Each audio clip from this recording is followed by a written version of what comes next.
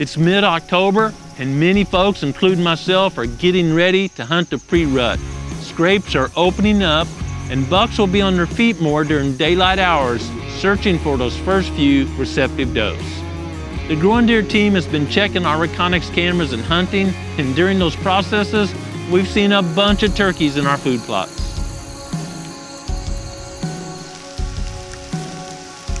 During the early season and up into even last week, seeing all those turkeys in the food plot was great MRI, or most recent information, that there weren't many acorns on the ground, and that standing milo from the summer release blend was the best food source around. Turkeys and deer this time of year are seeking carbohydrate-rich food to get ready for winter. As a deer hunter, this is great information, but I gotta tell you, I'm thrilled to see all the young turkeys. There must have been a tremendous hatch here at the Proving Grounds.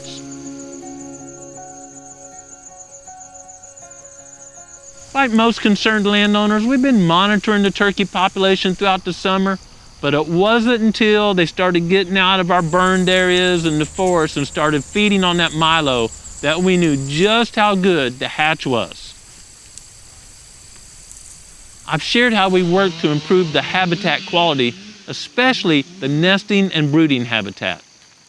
Unfortunately, no matter how good the habitat quality is, if the predator population is extremely high, it's just a matter of time until a predator gets downwind or sees a nest or poults. For a number of years now, the turkey population has been continuing to increase here at the Proving Grounds, and during that same time, it's decreasing throughout much of the turkey's range. In fact, several states are decreasing the season length, the bag limit, or something to compensate for declining turkey populations. I believe one of the factors that we're having success in increasing the turkey population is our concerted efforts to remove nest and poult predators. If you're not seeing a lot of young turkeys now or jakes in the spring, it's probably time you help turkey populations where you hunt by improving the habitat and reducing the number of predators.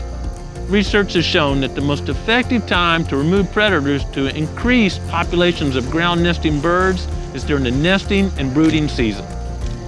Unfortunately, some states, including Missouri, doesn't allow trapping at that time of year, and I'm lobbying and hoping that Missouri changes that regulation to allow trapping, or at least concerned landowners to be able to trap during the nesting and brooding season. In the meantime, I encourage landowners and fellow hunters to work together and improve the habitat where they hunt and remove predators.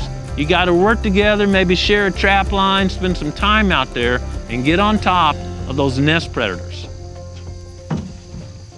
I'm all excited about deer hunting, but I wanted to share that information now because now, if you're in one of those states that doesn't allow trapping during the nesting and brooding season, is when we can do some good work to help turkey populations.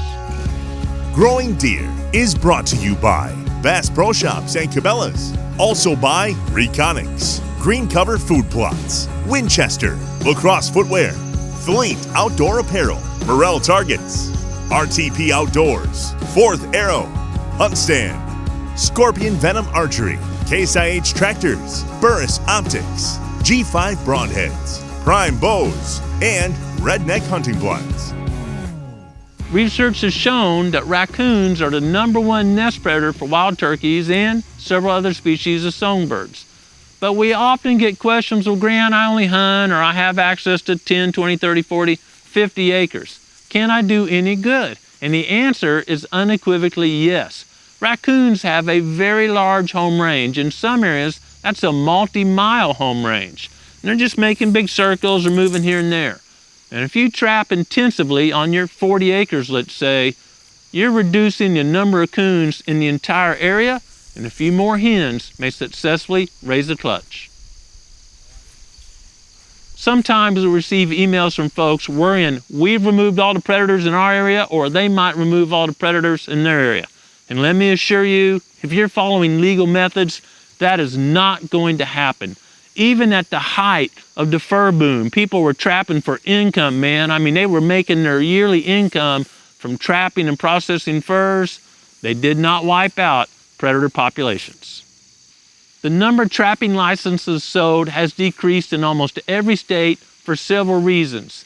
And that means part of being a good steward or a land manager or wildlife manager includes trapping to help balance the number of predators to the number of prey species. As a wildlife biologist and a landowner, I don't want to see all the predators removed. I enjoy hearing a coyote howl or maybe seeing a coon from my deer stand. But what I don't like is seeing turkey populations and many species of songbirds declining significantly year after year. We need to work together to find that balance between predator and prey species. Trapping season here in Missouri opens November 15th, and that's right in the middle of rut season, but you can bet we'll start putting a few traps out, and probably right after Thanksgiving, we'll put even more traps out and start the process of removing predators here at the Proving Grounds. Thanksgiving, Christmas, travel hunts, all those activities and even more can interrupt the trapping process. And that's one reason I really like using the Duke live trap when removing raccoons and opossums. It's a really easy and effective trap to use. And if you need to be out of town for a day or two and can't check your traps, simply trigger it, let that door set down. You don't have to take the bait out or anything, because once you've done that, critters can't get into the trap. And when you come back, lift that door back up and you're in business. I've been sharing my concerns about turkey populations and even songbird populations with Bill Duke and the folks at Duke Traps, and they agree. So to work on this conservation effort, they're offering special pricing, a reduced price to Growing Deer fans. Simply call the number on the screen, tell them you heard about this at Growing Deer, and they'll offer you that special price. If you're setting the trap line out and you can check it every day, several days in a row, the dog-proof trap is a great option also. I like the dog-proof trap because you can put several in a 5-gallon bucket, take off instead of a couple dozen traps. To learn more about our simple and effective trapping techniques, check out the episodes shown below. Certainly not common anymore, but raccoon can make a great meal. If you're feeling a little bit adventurous, check out the recipe at this episode. In addition to increasing predator populations, I have another major concern that I believe is causing the decline of turkey populations. In ag areas especially, almost all the corn and about half of the soybean seeds are coated with an extremely powerful insecticide. It's in the neonicotinoid family, called neonics for short. You've seen corn or soybean seeds that are bright green or bright red, bright orange. That's actually a warning of the toxin that's on the seed, and to be careful when handling it. But you know, when a farmer plants a field, some of that seed's on top of the ground, and many of y'all, based on the pictures we've received, have harvested turkeys with a crop full of that treated seed. That's not good.